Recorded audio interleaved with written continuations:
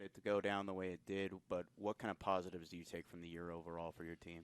Yeah, it was a really good year for us. I mean, a lot of ups and downs. I think we learned a ton. I think we saw a lot of really good performances from some guys that we didn't expect, and from some young guys, and so overall, I thought it was a good year. Obviously, with COVID, everybody went through some things, but I think we went through a lot. I think we had a ton of injuries, a ton of different situations that we're not accustomed to, and it would have been pretty easy for us to fold up shop and kind of coast through the season, but we didn't. We battled, and there's a time mid-season where we were really in a little bit of a funk, but we battled out, and we finished pretty hot. So good year overall. A lot of positives from a lot of guys, and something to build on for the returners, and something to look back on for the seniors. I know, again, we didn't play as long as they wanted to, but you know what? They helped us a lot battle through some things. So good year. Didn't end how we wanted it to. Hopefully that bitter taste carries it into the summer, and we can use a little motivation next fall. I'm Ryan Latica, Minot Daily News. Obviously, I mean, going along that same lines, Nolan Monte, specifically, he had a couple of great games in the conference tournament as well. He had a couple of big home runs for you guys to keep you in it. What did you just kind of like about his performance offensively? Nolan Monte, we could talk for days about that kid. He's a dude of a person, really good player for us. Was hitting his best in the tournament. So he put a couple balls out of the park and was putting barrel on the baseball the whole weekend. So he was a Swiss Army knife for us this year. He played a lot of different positions, a lot of different situations, and hit in the middle of our lineup every single game. So he was a dude. He was an even better leader than he was player for us. So that tournament, he kind of took the reins of a lot of things in the middle of the season and said, you know, this, I'm going to take care of this, and he did. So dude of a person, dude of a player, and we're going to miss him a lot. RJ Martinez got the ball in game one, and he had some early success, was really good at the start of that. What happened for him later on when he kind of started to give up a few runs there? Yeah, RJ, I thought he threw pretty well. They started recognizing some of his pitches a little bit earlier, and that is kind of the downfall of playing a team 2 weekends in a row. So there was no secrets anymore, and I thought they did a pretty good job at kind of laying off some really good pitches that RJ threw, maybe down in the zone or off the plate a little bit. So I thought RJ threw pretty well. I thought they put some good swings on baseballs and laid off some that kind of made it not look like as good of a start as it was. But I think RJ threw well. He competed for us, gave us some length, which we needed sorely no matter what. So I was proud of the way he went out there and competed for us.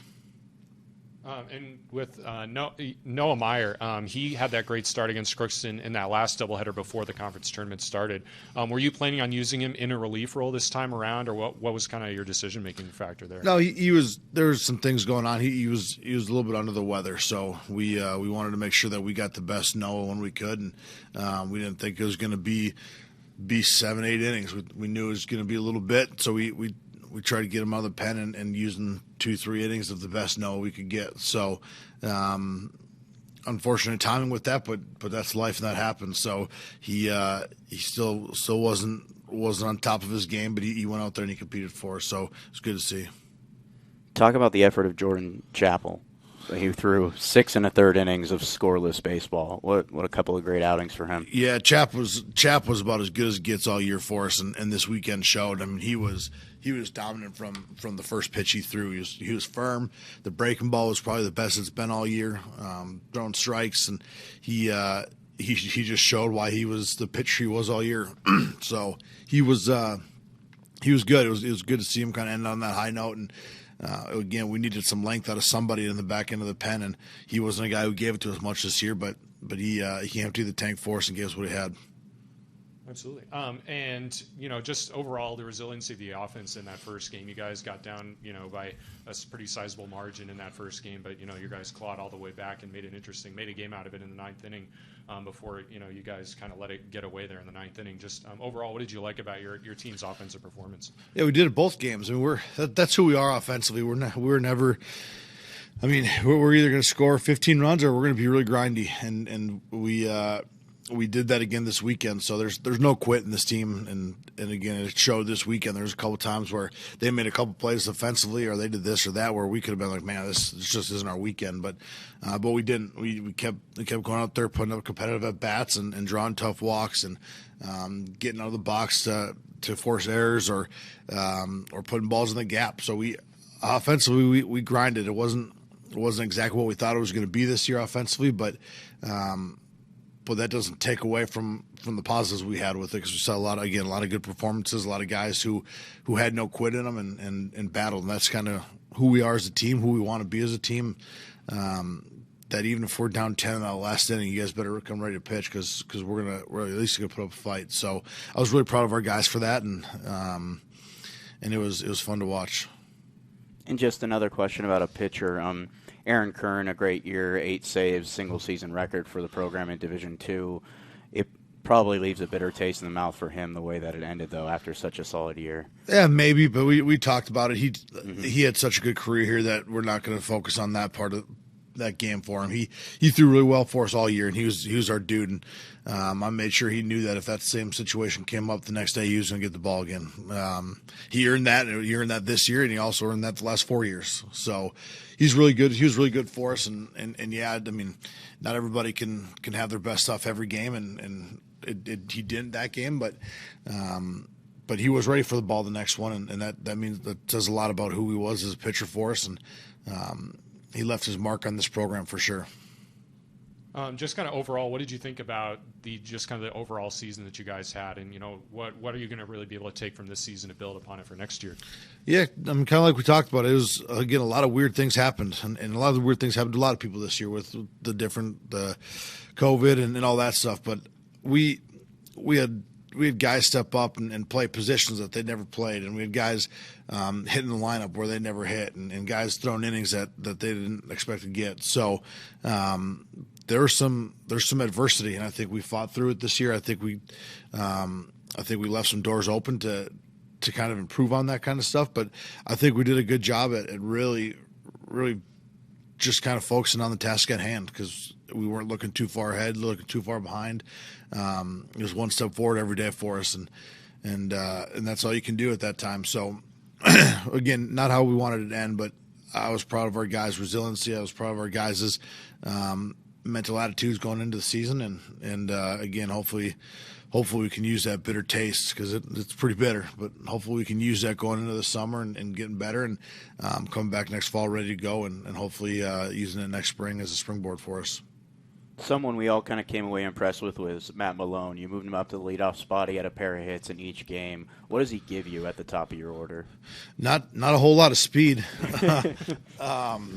but consistent at bats, and that's kind of what we're looking for. Was a guy who could go up there and maybe see some pitches and put a good swing on a baseball, and he did that. I mean, I think he was probably hitting 750 in the first at bat of a game since he got put in the leadoff spot. So he consistent at bats, and that's pretty much all we wanted from that spot. That's what he got, and we knew if he was going to put a swing on a ball, it was going to be his A swing early on, and that's what he did for us. And again, he clogged up the bases a little bit, but he knew how to get on.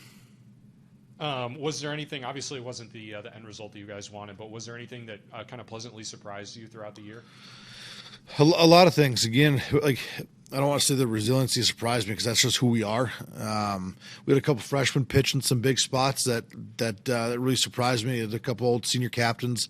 Our leadership was phenomenal. I thought our leadership was as good as it gets, and we're going to miss those guys. And that kind of, there's times this year where they were still learning their voice, and they found it. And that how our guys responded to them was probably the biggest thing for me. A surprise of our guys grabbed onto them and kind of rolled with them. That's good to see from your captain. So there's a lot of things this year that were good, and I would say the senior leadership and just kind of resiliency were two big things that stuck out. And my final question is, you got to this point, you made it, you hosted a first round. What do you think it'll take next year to get over that hump? And, it'll be a different format most likely, but what will it be to get back to where you want to go? Just keep getting better. I mean, we've been here a lot lately. I mean, this is kind of where we've been the last few years of finishing in a 3, 4, 5 seed and going to the conference tournament. And we've made some runs in the tournament, but we just got to keep playing our game in the tournament. That's it. I mean, we've shown we can do it, and tournament baseball is tough. I mean, there's no easy out, and showed this weekend is you got to go and you got to be ready to play. So, everybody wants to do better in a tournament, but a tournament's a tough format. So you just got to go play, and hopefully you're playing your best ball at the right time. Do you know offhand how many seniors you're losing to graduation this year? Yeah, we're going to lose 6. We're going to lose 6 seniors this year. All had some pretty big roles for us. They all did some really good things. A couple captains from that group, and a couple guys that didn't play a ton, but brought a ton of benefit to this program, whether it's leadership or attitude or effort or energy or whatever it was.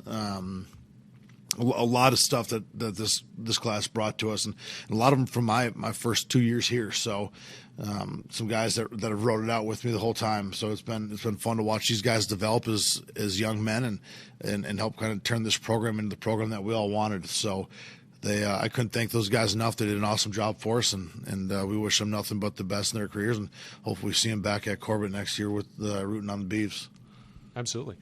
Is there anybody that you can kind of point to right off the top of your head who you're going to be looking to kind of fill those roles of the seniors that you're losing?